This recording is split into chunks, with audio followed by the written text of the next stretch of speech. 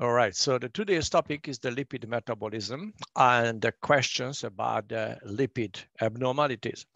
So you already studied the lipoprotein metabolism and biochemistry and physiology, and you do feel that you are overwhelmed with this project and you don't need to learn or revise this topic, but believe me, usually this is the topic that you can fail very easily when we do take, let's see, the semifinal or the final one. Okay, now let's see first a little summary about the particles of the lipoprotein. Of course, the lipid particles cannot be soluted or dissolved in the water content. This is why the lipid is usually the apolar content is located inside these particles, the lipoprotein, and these lipoprotein that usually the surface, they do have the polar portion, such as the protein, such as some kind of cholesterol, for example, and there are some additional protein that is called apoprotein, and of course the phospholipid layer. So this is how it's composed. Now, so if you look at the component of this lipoprotein, mainly inside we do have the triglyceride, the cholesterol ester, and on the surface we do have the phospholipid and the free cholesterol. And we do have the apoprotein. The apoprotein is going to tell us what kind of lipoprotein we have because the composition of the lipoproteins are different one. Now, how can we distinguish this lipoprotein? Usually, this is the old ancient procedure. What they did, they used the ultracentrifuge and they separated based on the density of the lipoprotein. This density is very, very correlates with the size of the lipoprotein. So the lightest one is the chylomicron. And after the VLDL, IDL, LDL, and HDL, namely VLDL, that's a very low density lipoprotein. IDL, that's an intermediate density lipoprotein. And LDL is a low density lipoprotein. And the HDL is a high density lipoprotein. As you do see here in this table, these lipoprotein, they do have not only different density, they do have different composition, different apolipoproteins, such as everything that is an exogenous source usually contains the B48 lipoprotein, apolipoprotein, and everything that is originated from the chylomicron, such as the remnant, has this B48. Other one, the endogenous lipid transport starts with the VLDL, and that has the B100 apolipoprotein. And of course, they do have some additional apolipoproteins, such as the ApoE or ApoA or ApoC. Now, what these lipoproteins do, this lipoprotein is going to activate or inhibit or targeting the lipoprotein. So the metabolism, for example, that mainly the triglyceride is lysed by the lipoprotein lipase that is activated by the ApoC2, inhibited by ApoC3, and the B lipoprotein, they do have the receptors on the surface of the liver, on the peripheral organs. This is going to target the lipoproteins. Now, and the HDL, as you learned it, this is the reverse cholesterol transport mechanism is taken by this. Okay, let's summarize a little bit. So this is the metabolism of the chylomicron and the VLDL particles. Let's start with the exogenous, whatever you are eating, the fat. This is absorbed, making this chylomicron. This chylomicron is getting to the lymphatic system, and in the lymphatic system, after is diluted by, let's see, when it's getting into the heart and spread it to the different organs. And the surface of the capillaries, we do have an anchored enzyme such as the lipoprotein lipase that usually is anchored with the heparin-like material. And this is why the heparin usually is activate lipoprotein lipase. Now, this lipoprotein lipase is going to cleave the triglyceride to fatty acids and glycerol, and the fatty acid is uptaken by the organs, depending on the capillaries what we do have. Now, an additional, and when this lipoprotein is getting smaller and smaller and smaller, so you are getting to release the inside core, and the membrane is shrinking. And what will happen with this membrane? This membrane usually is transferred to or forming the HDL molecules, or the composition can be some kind of internally formed with or internally integrated with these HDL molecules. Now, when it's getting back to the liver, this RAM1 through the liver receptors, and this is the end of this whole lipoprotein circle.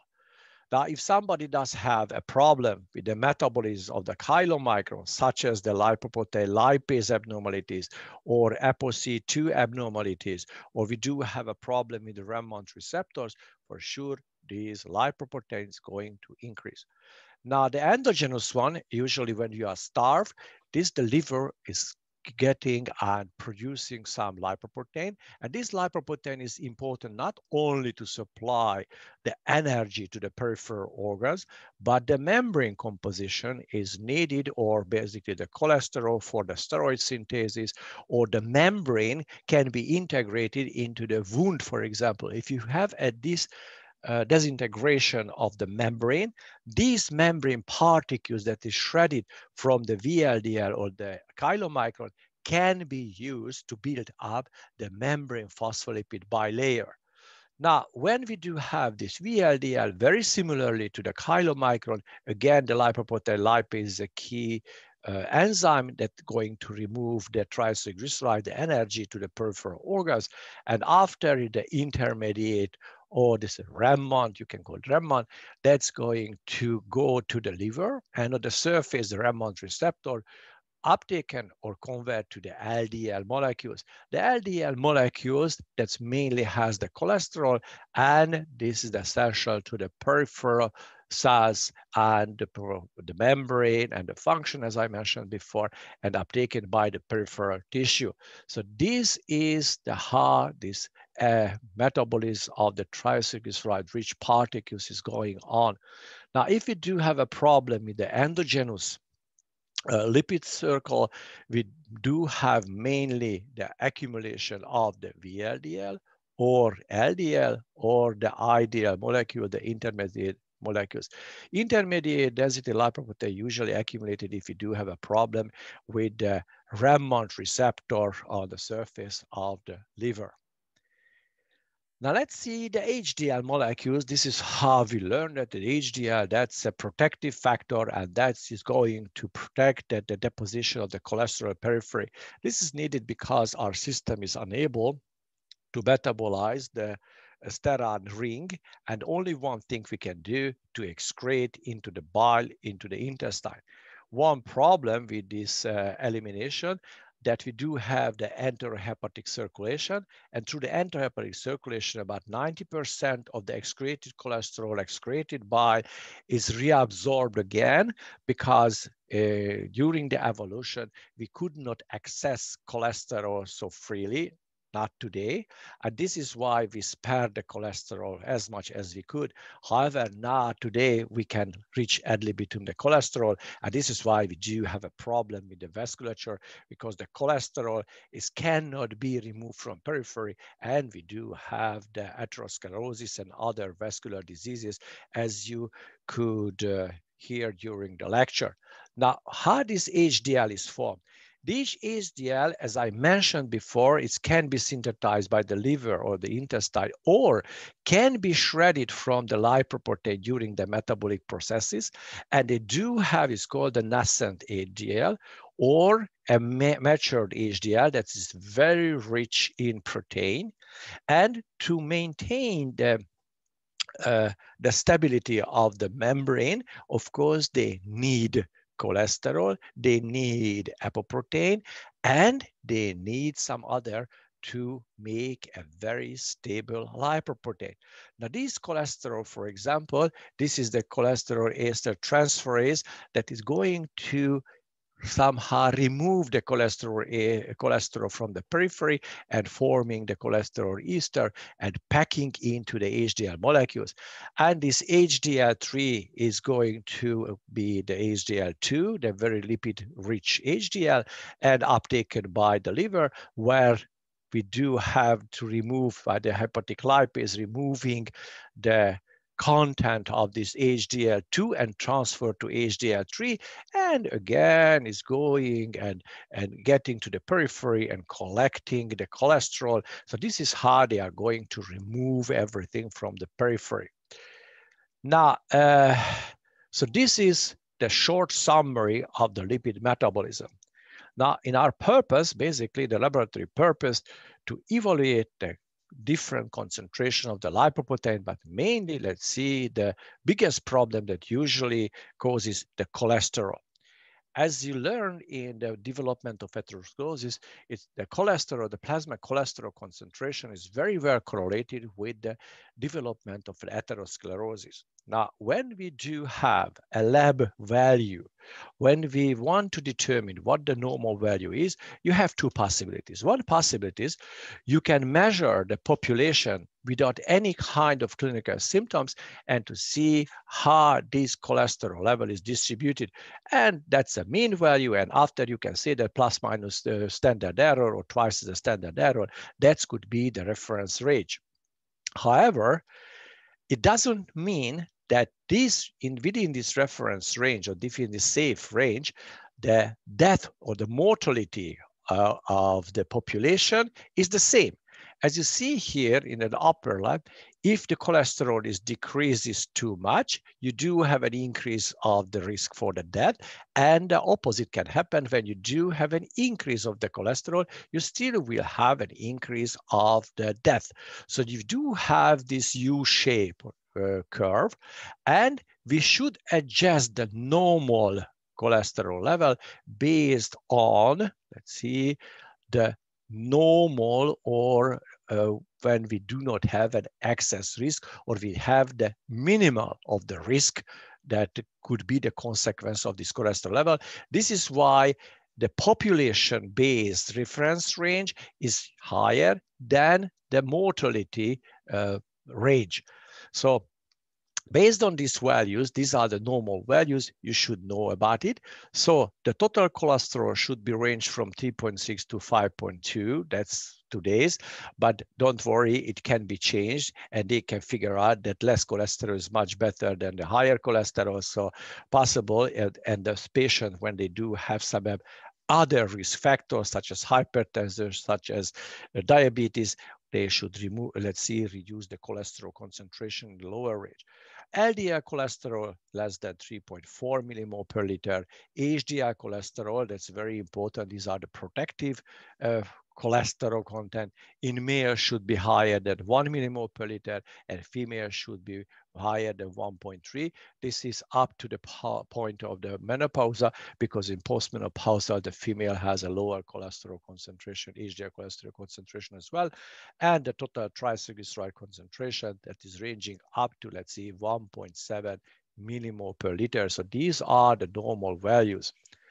Don't worry, the lab value is written on the paper, so you don't need to memorize too much.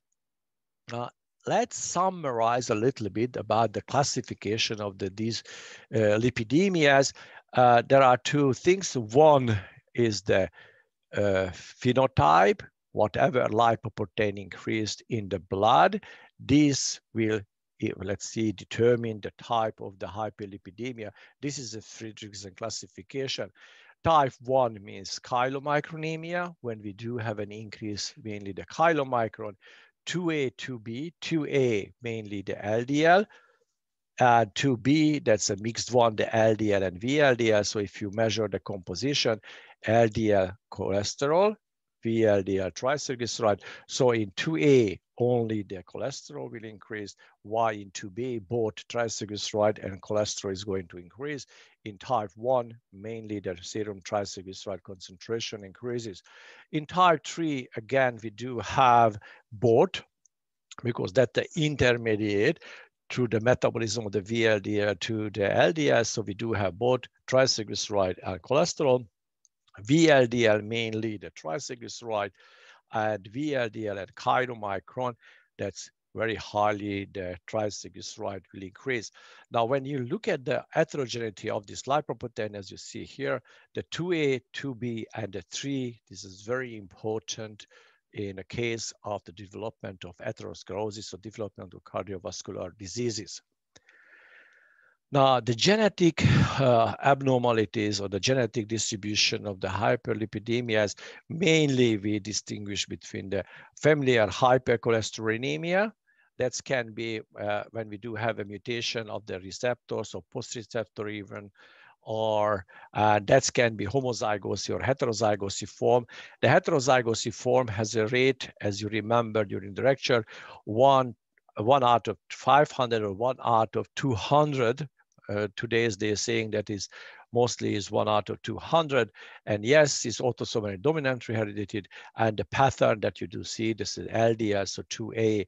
The familial defective ApoB, when we do have an ApoB abnormality, very similar, or the cholesterol is going to increase, so the LDL going to increase. We do have a 2A phenotype, and the incidence is less, about 1 out of 1,000. Or the combined form, when we do have cholesterol plus triglyceride, that can include multiple genes, usually a very common one, as you see here, 1 out of 100 patients. Again, that can be heredited and can be 2A, 2B, 4, 5. And the familial type 3, that's very well known, hyperlipidemia. This is the intermediate or broad beta hyperlipidemia, when we do have a problem with the ApoE2 homozygosy. So we do have only ApoE2 genes, and that ApoE is less sensitive, or it has less affinity to bind the remnant receptors. And the frequency is about 1 out of 10,000, and this is autosomal recessively transmitted diseases, and phenotype is the type 3.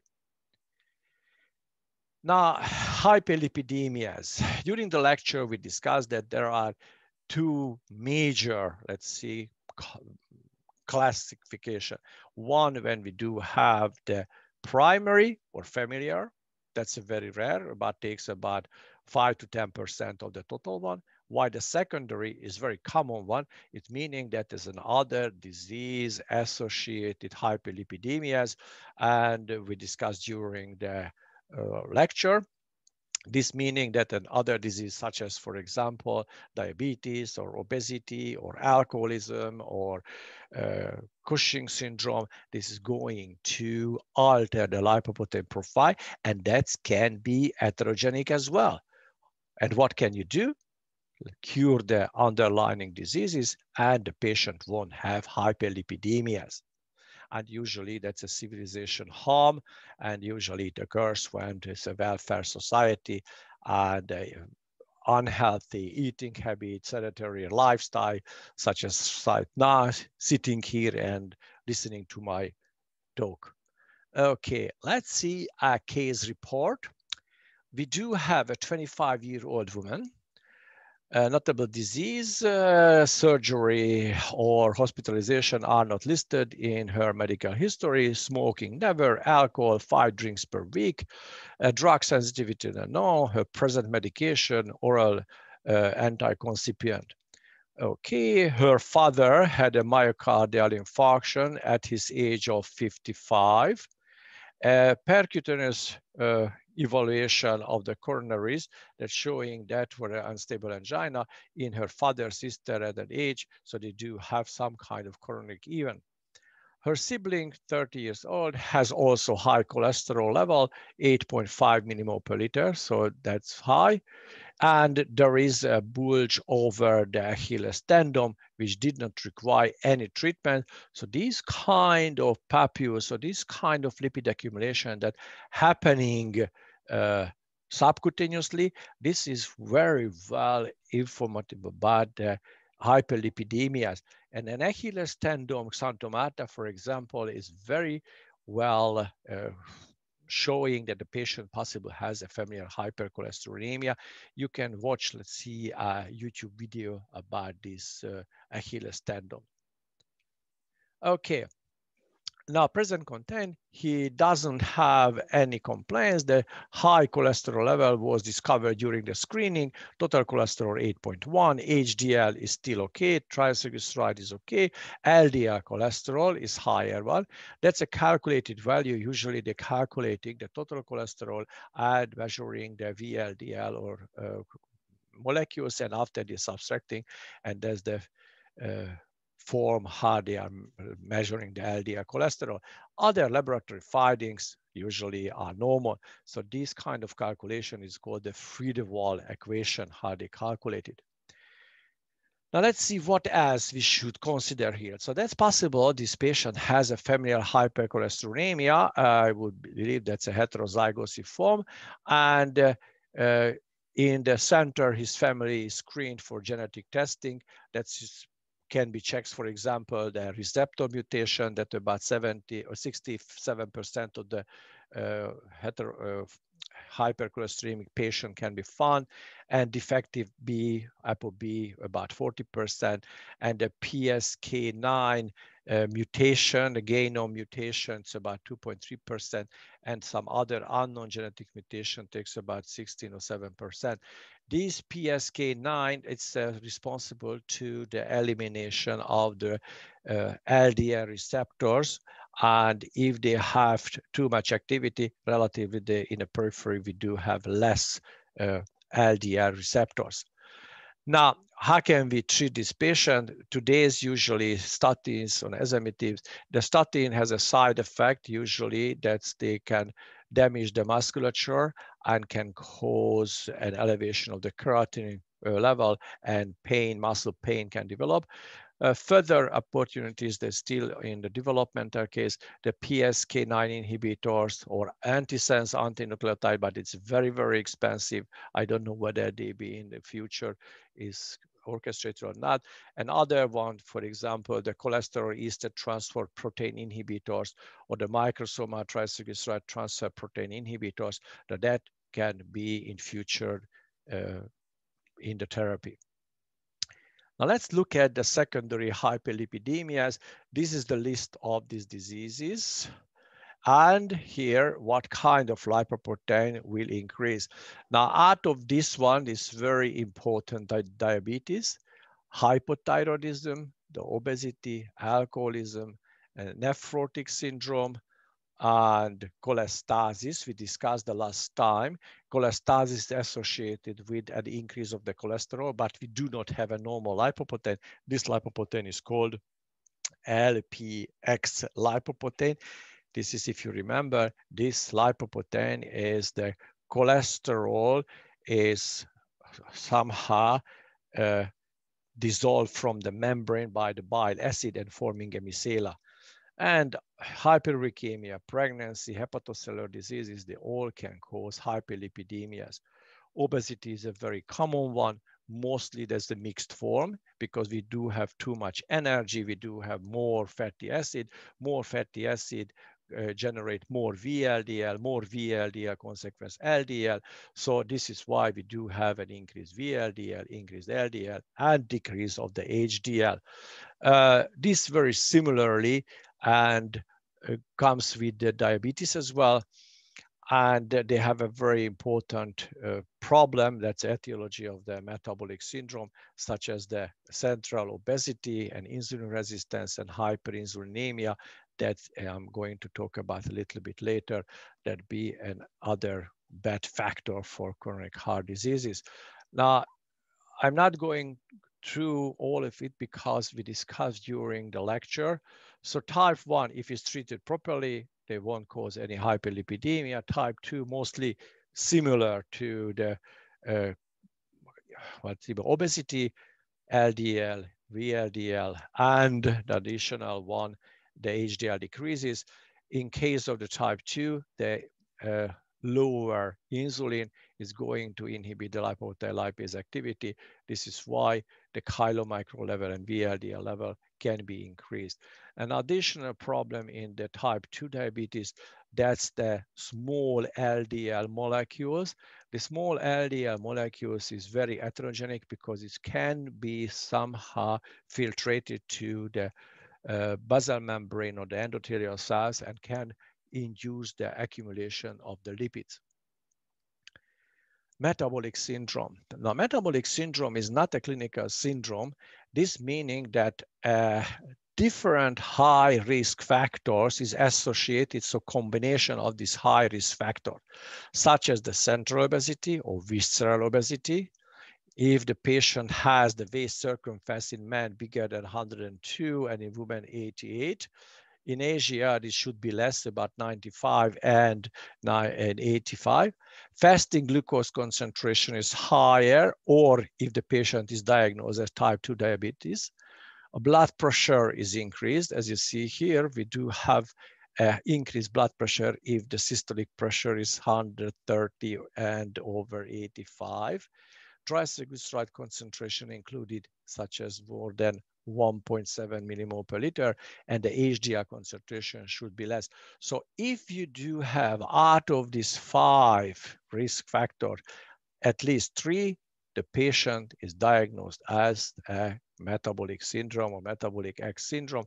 In the American Association, Diabetic Association guideline, they suggest for the fasting blood glucose is less, 5.6 is already risk for the metabolic syndrome. Now, the pathogenesis or pathogenic role of adipocytes, because central obesity, this is a key role. This adipocyte has looks like as an endocrine organ and can release certain cytokines, and these cytokines that is included some other diseases, so maintaining a chronic inflammatory processes, and that can be angiotensinogenic, release hypertension or cardiovascular diseases, or leptin influences the energy balance, glucose metabolism, or the lipid metabolism, and immune function. So this is why we believe that this adipocyte or the central obesity is very, very important or risk factor for metabolic syndrome. I don't want to go through this one. You can read everything about the weight gain associated with the infiltration of fat by macrophages. And the macrophage and adipocytes, these orchestrated function together that is driving to the chronic inflammatory processes. And these chronic inflammatory processes is going to have an important role to development of chronic heart diseases. Now, let's see what meaning metabolic syndrome. Usually we do have an increased risk for atherosclerosis or cardiovascular diseases, as I mentioned. Now, how can we screen for metabolic diseases? You could check the blood pressure of the patient, the glucose, the blood glucose, or you should measure the body weight, the body mass index, the waist circumference, the waist to hip ratio. This all is going to direct you toward the central obesity or a peripheral obesity. And the treatment, that's the problem, because usually the lifetime changes is the most important, but that's the most difficult thing. Diet, regular physical activity, and if it's needed, medical therapy.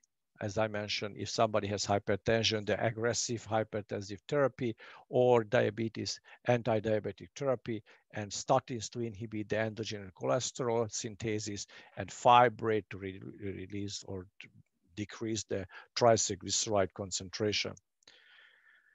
Let's see the case 2, and this is usually with a carbohydrate metabolic case. And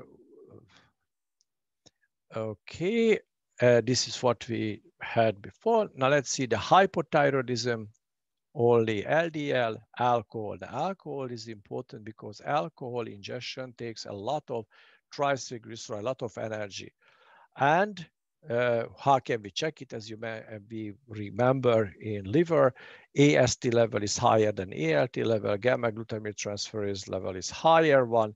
And what we do have an increased beta oxidation, and we do have an increased triglyceride synthesis.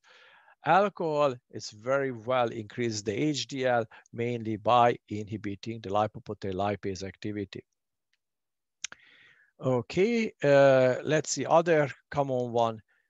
Renal, the nephrotic syndrome, again, is associated with increased LDL concentration. Chronic renal failure, usually type 4, when we do have some substances that inhibits the lipoprotein lipase activity. Kidney transplantation, mainly due to the immune suppression, is going to cause an hypertriglyceridemias, and hemodialysis, they will increase the serum lipoprotein little a, that is going to inhibit the fibrinolytic activity, and this is why it's more chance to have atherosclerotic plaque development. Okay, hepatic diseases, I already mentioned that one. Pregnancy due to the estrogen, we do have an increase of the VLDL synthesis. This girl, usually they do have an elevated triglyceride. This is good for the fetus because they do have a lot of energy. And the patient should not be treated, but it should be enough. Cushing syndrome, that's be similar VLDL increase and mild LDL increase. And very rare glycogen storage diseases such as a Forn-Gierke disease, when we do have a mutation of glucose 6-phosphate, inappropriate glucose mobilization, and we do have an increased efflux of the free fatty acid from the adipocytes, and the liver will synthesize more triglyceride. Now, let's see, we do have a 16-year-old boy due to hyperlipidemia. The family doctor sent him to a hospital for medical evaluation. He neither drinks nor smokes. He exercises regularly and keeps healthy diet. His body weight didn't change. Family anamnesis, we don't know. Not taking medication and physical examination. 180 centimeters, so it's a tall one. Body weight is 92 kilograms, and the body mass index is 28.5. It's okay. Blood pressure a little bit lower, well, becoming normal. Pulse is 55. Okay, when they measure the fasting glucose level, it's completely normal. A lipoprotein profile, as you see here, the cholesterol increased, the HDL decreased, and triglyceride is okay, and the LDL is very, very high. And 2 months later, we still have a similar phenomenon, and they measure, let's see, the TSH, the thyroid stimulating hormone, that is very high. So it's possible this little guy has a hypothyroidism, and this is the secondary hypercholesterolemia. So you always have to rule out the secondary hyperlipidemia. Next one is a 60-year-old man with old ankle injury, treated hypertension for 3 years, nephrolithiasis, gut arthritis, urticaria for a year, smoking 2 packs a day since childhood, alcohol occasionally, family with unknown, present medication, again, the hypertensive therapy, the angiotensin 2 receptor blocker, diuretics, allopurinol, again, the uric acid, acetylsalicylic, possible to the joint pain, and antihistamine, maybe for urticarias. And what we do have, family doctor diagnosed the high glucose and cholesterol levels in routine lab testing and referred him to the hospital. Polyuria, polydipsia for 2 months. And that could mean some kind of diabetes if they have more drinking and more urination. Weight loss in spite of unchanged appetite, no other complication. Obese, gynecomastia, both sides. Oops. This can be some kind of liver problem. Emphysematosis chest, normal size, nodular thyroid gland, normal red lung, heart murmurs, adventional sounds cannot be detected. Pulse 69, okay. Blood pressure is okay. No gastrointestinal symptoms. Now let's look at the lab results. As you see here, the glucose level is very high. And we do have an elevated AST or SGOT and ALT or GPT, and AST increases more than ALT, gamma glutamate transferase increased. Hemoglobin A1C level is high, so possibly that patient has diabetes. Cholesterol is very high, HDL is low, triglyceride is very high, and urine specific gravity is okay, but this meaning that the patient has a concentrated urine. Urine pH is okay. Urine glucose is very high, so that could be the reason why the gravity is increased. And we do see acetone in the urine. So possible this patient has a secondary hyperlipidemia due to type 2 diabetes, lifestyle change, diet, exercise, give up smoking, and insulin, statin, fibrate. Insulin usually is used in type 2 if we do have a ketoacidosis in this patient, or we do have an organ manifestation such as retinopathy or nephropathy or and so on, you know it. Now, this is what they take in the lab. 3 months later, when they started to treat, the glucose level went back to the normal one. Hemoglobin A1C level for a diabetic patient is completely normal. It should be less than 7. And every liver enzyme goes or went back to the normal, and including the cholesterol profile as well. Look at how the blood looked like in this patient when they admitted to the hospital. This was a very cloudy, very turbid and sticky. And again, 1 week later, 2 weeks later, and 3 months later, now that's a normal, let's see, blood plasma can be obtained. Case 5, 32-year-old man with history of tonsillectomy, nasal septum operation, and seasonal asthma. He was a heavy smoker for sure, seasonal asthma, why not? 2 packs per day for 8 years, but quit smoking 5 months ago. Alcohol, 4 bottles of beer and 2 deciliters of short drink weekly. Family history, almost everybody has moderate elevated lipid level. His mother diagnosed with type 2 diabetes and doesn't take medication regularly. Now, what we observe with this guy, okay, he observed over both elbows several small papules 3 months ago. They have increased in number and size, as well as appeared in both lower limbs, abdomen, back, and buttocks. In spite of having good appetite, he lost 10 kilograms during the last 3-4 months and no additional complaint. Let's look at how the picture looks like. These are the little papules in the erythematosus basis. These are called the eruptive xanthomas. And this is accumulation of the macrophage full of triglyceride in the skin. These symptoms regressed after triglyceride reducing treatment in this patient. And this is what they can see on the buttock on the patient. Very characteristic one. And the glucose level is high, hemoglobin A1C high, urine glucose positive, was sediment 1 to 2 white blood cells, cholesterol, high LDL is lower one, and triglyceride. So this was his case. And what was the diagnosis? Because both triglyceride and cholesterol increased, this is a mixed hyperlipidemia. And in everybody from the family had a higher lipid profile, so that could be some kind of family predisposition. And plus, additional to the primary problem, they do have a secondary due to the glucose levels of the diabetes. So this patient has a mixed hyperlipidemia due to the primary, the hereditary, and the secondary, the diabetes. Lifestyle change, diet, exercise, and fibrate and insulin. And 3 months later, as you see, they have a completely normal picture. Let's see the number 6. A patient treated with hyperlipidemia for years, recurrent alcohol abuse, present medication, fibrate and fish oil, the omega-3 fish oil.